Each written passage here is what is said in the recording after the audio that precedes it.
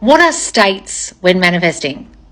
A state is where you dwell, okay? The state of rich, the state of poor, the state of coupled up, the state of single.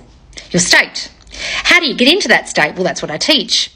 What is your concept of yourself? What's your idea of yourself? A person who is coupled up, a person who's lovable enough to be in a couple?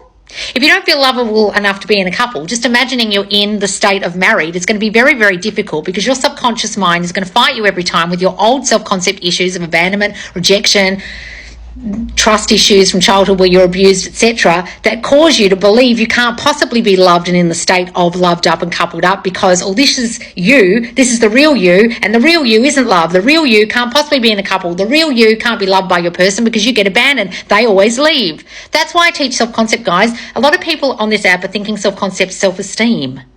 No, it's not. It's who you think you are, your concept, the idea of yourself. A lot of people on this app need to fucking buy a dictionary or at least read Neville Goddard properly and understand what he means by self-concept, your idea of yourself, who you think you are, and that creates your state of being where you most dwell most often. So if you feel sorry for yourself and you feel like you constantly get rejected and things never work out for you, well, then you'll be in a state of constant rejection and things not working out for you, and that will be the state where you dwell. So it's very hard to change this state if you don't get rid of the thoughts of you that create your self-concept of a person who is constantly rejected in the state of things not working out.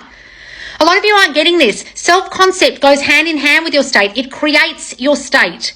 If you guys think all I teach is self-esteem, you're not understanding me. I don't teach fucking self-esteem. I teach you what is your concept of yourself. If any creators on here are not understanding what self-concept means and they think it means self-esteem, they're fucking lost and they need to go and read Neville again or buy a fucking thesaurus.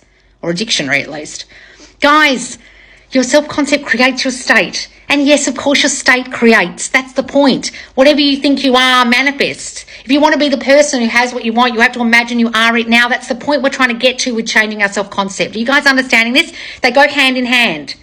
To create the new state of you, you have to fix the self-concept issues that cause you to believe you can't be this person, you can't be in this state and dwell in that state. If you don't fix these issues or think differently about yourself this way, this concept of yourself, it'd be very hard to dwell in the state for very long of the new you. Because you won't believe it. You won't think you're worthy of it. And this state will just completely disappear. And that's when you'll be thrown by the 3D and things will go wrong for you because you haven't dwelled in the state very long. And you have to stay in the state quite a long time for things to manifest because your state manifests. So why do you think I focus on fucking self-concept so much? God damn it.